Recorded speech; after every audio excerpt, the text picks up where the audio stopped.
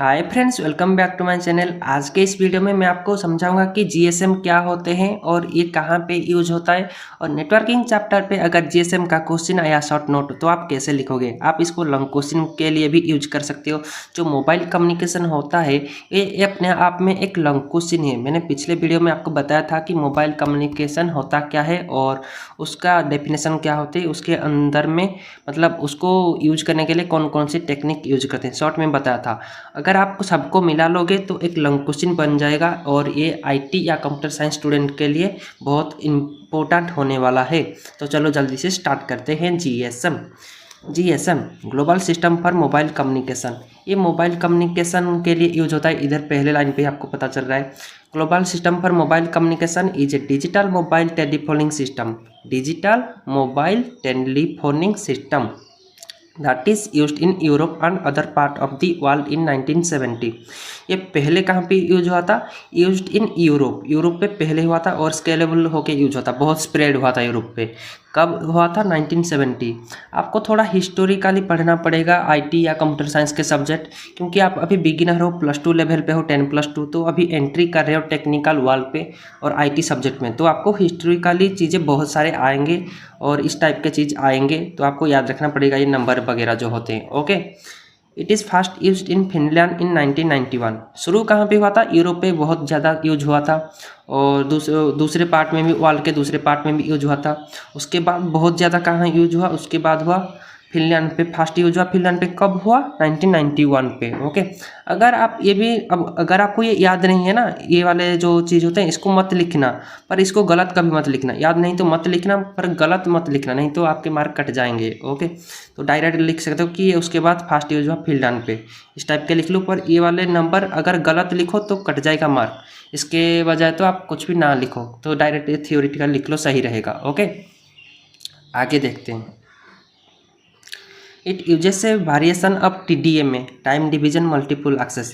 TDMA जो होता है, टेक्निक होता है, उसको यूज करता है ये GSM। TDMA मैंने आपको बताया था पिछले वीडियो में, छोटा सा समझाया था। तो अगर आपने नहीं देखा तो ज़रूर देख लेना यार, क्योंकि रिपीट होगा बार बार चीज़ें तो मुझे भी दिक्कत होगी और दूसरे लोग जो अच्छे से पढ़ चुके हैं पिछले वाले वीडियो से उनको थोड़ा भी दिक्कत होगा। तो रिपीट नहीं करेंगे, आप पिछले वाले वीडियो थोड़े से देख लो। TDMA बताया हुआ है मैंने उधर। इस पे टाइम को डिवीजन किया जाता है और जो सिग्नल होते हैं उसको भेजा जाता है एक साथ मिला के। Okay, and is the most widely used of 3 digital wireless telephone technology, TDMA, GSM, CDMA। CDMA क्या होता है? Code division multiple access. इसके बाद में वही वाली चीज़ आपको बताऊंगा थोड़े से अच्छे से, क्योंकि सारा का सारा चीज़ इसी वीडियो में तो नहीं बता सकता ना, तो एक के बाद एक देखते हुए चलेंगे। और ये TDMA क्या होता है? TDMA जैसा टेक्नोलॉजी होता है उसी टाइप का CDMA भी एक होता है। तो ये सारे के सारे टेक्नोलॉजी मोबाइल कम्युनिकेशन को कंडक्ट करने के लिए यूज होते हैं। It uses multiple frequencies like 850, 900, 18 था, 1800 और 1900। ये गलत कभी मत पढ़ना, मुझे लगा कि 180 लिखा है तो 180 में पढ़ रहा था। ये 00 है। ओके, इधर भी 00 है, इधर 00 है, ये सिंगल 0 है। 150, 900, 1800, 1900। ये अगर याद नहीं है तो ये वाला पॉइंट कभी मत लिखना, अगर याद है तो लिखना, गलत मत लिखना। It uses multiple frequency. जो फ्रीक्वेंसी बैंड होते हैं वो कितने फ्रीक्वेंसी होते हैं? फ्रीक्वेंसी को कैसे मतलब पढ़ा जाता है? आप फिजिक्स में पढ़े होगे तो मेगाहर्ट्ज में आता है फ्रीक्वेंसी। ये इसी वाले फ्रीक्वेंसी को यूज करता है GSM, तो वो वाले सिग्नल को भेज सकता है। इन GSM etch frequency bandwidth is divided using TDMA scheme. TDMA time division मैंने बोला था, टाइम इधर डिवीजन होता है। तो GSM में फ्रीक्वेंसी बैंडविड्थ को कैसे डिवाइड किया जाता है? टाइम के हिसाब से, इंटू 8 टाइम स्लॉट। 8 बार अगर डिवाइड किया जाएगा तो 8 बार, अगर मान लो एक इधर से इधर तक टाइम डिवीजन है, अगर इधर से इधर तक 8 बार डिवाइड किया जाएगा तो 8 जन मतलब 8 पीपुल एक्सेस कर सकते हैं एक सिग्नल बैंडविड्थ को। ओके, इस टाइप का चीज़ होता है। 8 simultaneous call on the same frequency, मतलब सेम फ्रीक्वेंसी पे 8 लोग एक साथ कॉल पे बात कर सकते हैं। मतलब 8 लोग आपस में बात नहीं करेंगे, 8 लोगों के सिग्नल स्प्रेड होकर नेटवर्क टावर तक जाएगा और टावर से दूसरे व्यक्ति तक पहुंचेगा, जो भी जिसके साथ बात करना चाहता है। इस टाइप से थोड़े से चीज़ होते हैं। ये कॉम्प्लिकेटेड होता है काफ़ी, मैं सच्ची बता रहा हूँ। अगर आपको आपके कॉलेज पे या कोई दोस्त या जो भी हो आपको पढ़ा रहा है या समझा रहा है, अगर इसको सिर्फ थियोरेटिकली ऐसे समझा दिया ना, अगर मैं भी आपको अभी जब समझा रहा हूँ तो आपको कन्फ्यूजिंग लग सकता है। अगर कन्फ्यूजिंग नहीं लगेगा तो आपको भी मतलब मैं घपला कर रहा हूँ इस टाइप के बोल सकते हो, क्योंकि ये एक अपने आप में एक टॉपिक है पूरा का पूरा। मैं +3 जब पढ़ रहा था तो ये अपने आप में एक टॉपिक था। मैं ग्रेजुएशन में ये वाली चीज़ कंप्लीट कर चुका हूँ। ये अपने आप में बहुत बड़ा टॉपिक है, इसको समझना मुश्किल थोड़ा सा है। मैथमेटिकल कैलकुलेशन बहुत आता है, पर आपको टेंशन लेने की ज़रूरत नहीं है, क्योंकि आप +2 लेवल पे हो तो आपको सिर्फ थियोरेटिकल ही लिखना पड़ेगा। ओके, थोड़ा सा मान सकते हो कि रट्टा जैसा मारना पड़ता है, पर रट्टा मत माना यार, जितना आता है उतना ही लिखना। मैं इतना बड़ा लिखा हूँ तो इतना बड़ा आपको लिखने की ज़रूरत नहीं है। आपको जितना आता है 2-4 पॉइंट लिखो, अच्छे से लिखो, तो शॉर्ट नोट में मार्क मिलेगा। ओके, तो चलो स्टार्ट करते हैं दूसरा point. This protocol allows large number of users to access one radio frequency by allocating time slot to multiple voice और data call। ये प्रोटोकॉल क्या करता है? ये एक प्रोटोकॉल मतलब रूल्स। ओके, प्रोटोकॉल को रूल्स भी बोला जाता है। तो ये क्या अलाउ करता है कि लार्ज नंबर ऑफ यूजर्स, बहुत सारे यूजर्स, एक ही फ्रीक्वेंसी बैंड तो नहीं होगा ना, एक टावर में बहुत सारे के फ्रीक्वेंसी बैंड होते हैं, तो बहुत नंबर ऑफ फ्रीक्वेंसी बैंड होते हैं, आप गिन भी नहीं सकते एक टाइम पे इतना कॉल जाता होगा। ओके, एक टावर से, एक नेटवर्क से। तो ये बहुत सारे लोगों को एक्सेस करने के लिए मतलब सुविधा प्रदान करता है। किस माध्यम से? रेडियो फ्रीक्वेंसी के माध्यम से, क्योंकि रेडियो वेव यूज होता है और बहुत सारे लोग वॉइस यूज कर सकते हैं या डेटा को यूज कर सकते हैं एक टाइम पे। आप तो टावर के पास हो तो सिर्फ आप यूज नहीं करेगा ना, आपके फ्रेंड भी होगा तो वही टावर से उसको सिग्नल जाएगा।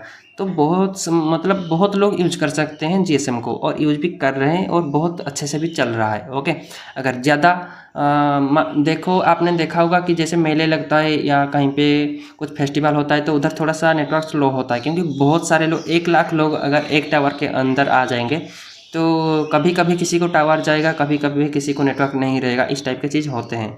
ओके, ब्रीज हो जाए मतलब ब्रेकिंग होता है, थोड़ा सा फ्लक्चुएट होता है जिसको बोलते हैं। अगर आपने कभी इस टाइप की चीज़ नोटिस किया तो नीचे कमेंट करके ज़रूर बताना। जीएसएम ओन से market share up more than 82%। अभी आते हैं कि जीएसएम कैसा मतलब चल रहा है लोगों के बीच। मार्केट शेयर मतलब दुनिया में जितने भी मोबाइल टावर है, मोबाइल शेयरिंग सिस्टम है, और जो डेटा शेयर करते हैं या डेटा को प्रोवाइड करते हैं, तो उनमें से 82% सिर्फ जीएसएम यूज करते हैं। अब the world's digital cellular subscriber, cellular मतलब मोबाइल फ़ोन के सब्सक्राइबर 82% है जीएसएम का, और बाकी तो मान लो आप दूसरे वाले चीज़ों के। It has an ability to carry 64 kbps to 120 mbps। ये जो नंबर वाली चीज़ है, कभी इसको गलती मत करना। अगर आता है तो नोट पे लिखना एग्जाम पे, अगर नहीं आता तो गलती से भूल मत लिखना। ओके, ये अभी शायद चेंज हो चुका होगा, थोड़ा सा इंटरनेट पे सर्च कर लेना अच्छे से। पहले जब था तो इतना ही था, अभी थोड़ा सा फ्रीक्वेंसी बैंड इंक्रीज हुआ है, उसका क्वालिटी इंक्रीज हुआ है, तो बहुत ज़्यादा चल रहा है। It has ability to carry 64 kbps, 64 kbps से 120 mbps तक डेटा को ये एक साथ भेज सकता है, मतलब एक ही रेट पे, एक फ्रेम रेट पे जो बोलते हैं, एक ही सेकेंड पे, या जिसका वो कैलकुलेशन जैसा होता है। ओके, आगे देखते हैं।